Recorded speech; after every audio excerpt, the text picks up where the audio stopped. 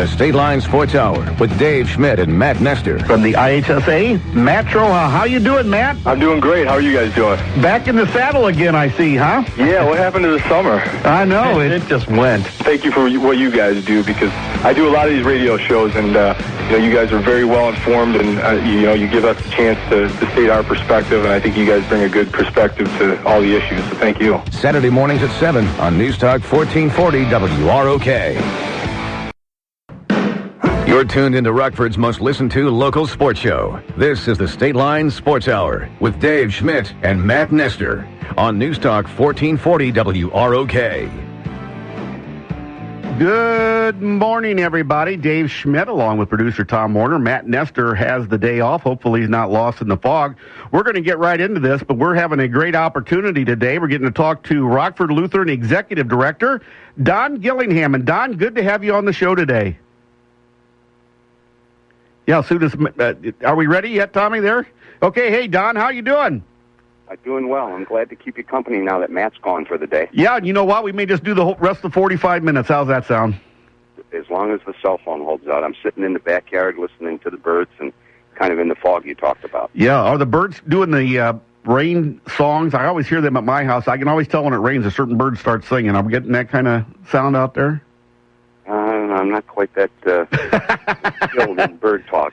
Hey, Don, let's talk real quickly about Rockford Lutheran. Right now, you're in search for a new athletic director. Gary Griffin announced that he is leaving and going over to East to be the head football coach and other things with the Rockford schools. It's kind of a time that maybe you can translate a new guy in, but it's also pretty, you got to get something done here pretty quick. Can you tell us what the process has been so far? Well, Gary has been very open with us. I'm sure you're aware you had him on last week. Mm-hmm. He's a graduate of ours, and he really cares about Lutheran. But this is a great opportunity for him to be a head coach again, and he really wanted that.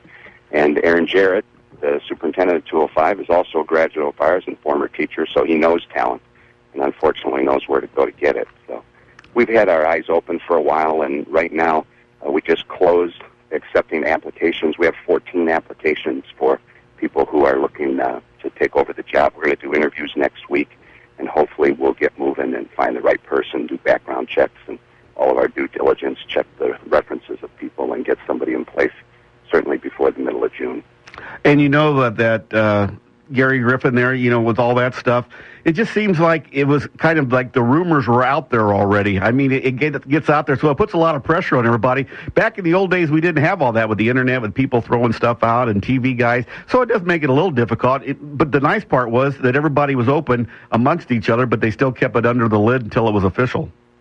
There are kids in this state line area who deserve to have the best opportunities that can be found, and if people are interested in the employees of Rockford Lutheran, it's because they've done a good job, mm-hmm. and the people at Rockford Lutheran deserve an opportunity to improve their situation if they see that as such. And so I'm always happy when someone says to me, I'm coming, I'm considering another possibility. I'm a little more happy when they say I turned it down and I'm going to stay. Yeah.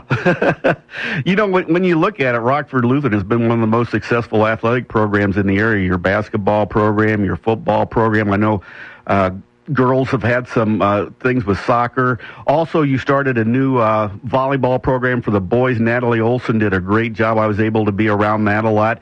So it's a good program. You're not coming into a program that needs a lot of help with the programs. You just need to keep the ball rolling. Well, and we need someone who understands bass fishing. Yes, that's good. There you go. We got bass fishing IHSA sanctioned team as well. But, I think the success of our sports program grows from the success of our school. We're really interested in participation. We're going to talk maybe later about the Big Northern situation. Mm-hmm. We offer more athletic teams than any other school in the Big Northern. We want our kids involved. More than 80% of our kids are involved in some extracurricular activity. So for a school that was 397, according to the IHSA this year, mm-hmm. to have in the fall 50 kids out for cross country and 40 kids out for soccer and 60 kids out for football, and volleyball program growing, it's really important. We're going to add a freshman volleyball team for girls this year, and we're going to add a freshman basketball team for the girls as well this year. So the real challenge is helping to get all of those kids on the eligibility list, get all of those kids informed with what the requirements of every teacher is. We've got a couple coaching vacancies that we need to fill. So you're right. We need to move on this athletic director with appropriate haste. We're talking with Rockford Lutheran Executive Director Don Gillingham. So you're probably looking for a guy that's handled or guy or girl, because there's some very qualified women out there. I know Huntley is starting to look for a new AD, but you're looking for an athletic director that can handle a lot of programs and also expand as you guys continue to grow. One of the great things about our school, from my perspective, is that we're pre-K through 12. Mm-hmm. And so in the lower levels, in the junior high especially, our AD is going to have to handle all of the teams at the junior high. In some of our feeder programs or some of the programs we offer to the community, they're going to have to put together elementary school soccer programs, and we generally host the Art Sadler games that are played. We're in a couple of different leagues in the Lutheran school system for our elementary school, and all of those things will be touched by our new athletic director. So it's important for us to get the right person. You know, you mentioned the possibility of a lady being involved there. I was kind of surprised. We have 14 applications, not one from a woman. Wow, that's interesting. There are a lot of quality women out there. Maybe somebody will hear it. They still can't get in, though, right? They already missed that deadline. We're all closed, and we have had a number of people late for the application. But it was interesting. I watched a lot of cable news, unfortunately, and kind of a session, and seen quite a bit about girls and the confidence gap between boys and girls. Mm-hmm. The way it gets explained sometimes is guys don't mind making stuff up. Talking about failures, guys are more able to accept failures. I guess they have checked my college batting records to find out how many times I failed in that. But we want to encourage women's sports, and as you said, our soccer program, as an example, mm-hmm. named by the Register Star as the team of the decade for their performance. And Joni Carlson is a graduate of ours as well, and she's a great coach, and we've had real success with our girls' basketball program. So, on ESPN Classic, they have this 9 for Title IX. It's really important that girls get equal opportunities and get the opportunities that come from being involved in extracurriculars. Real quickly, because we're getting down to the news time, multiplier waiver and success factor delayed until next year. Did that throw kind of a wrinkle into your plans over there? Because I know there might have been some adjustments for some of your athletic teams.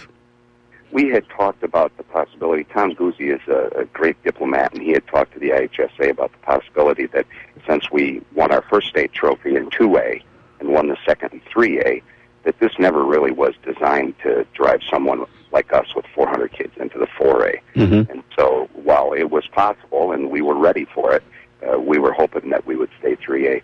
The IHSA is a very interesting organization, and being a private school in there, you realize it's sort of like being a Republican in Chicago. You try to do the best you can. You take what you're given. So we've been successful, and we're going to continue to be successful wherever we're put. I got to remember that one, Don. That's a keeper one. I'm going to use that. Can I use that? I'll give you credit, but can I use that one? Absolutely.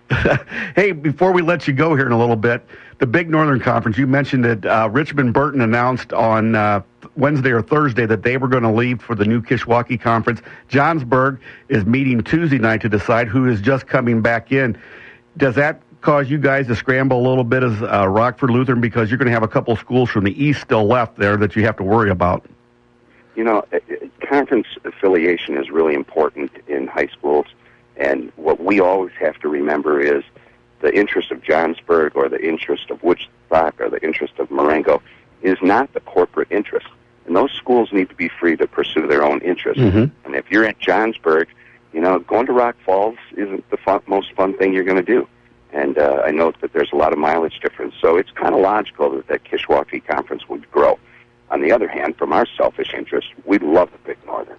We're very happy there. We've got some great rivalries. There's talk about the core four that have been together for so long. We see ourselves as full partners in that as well.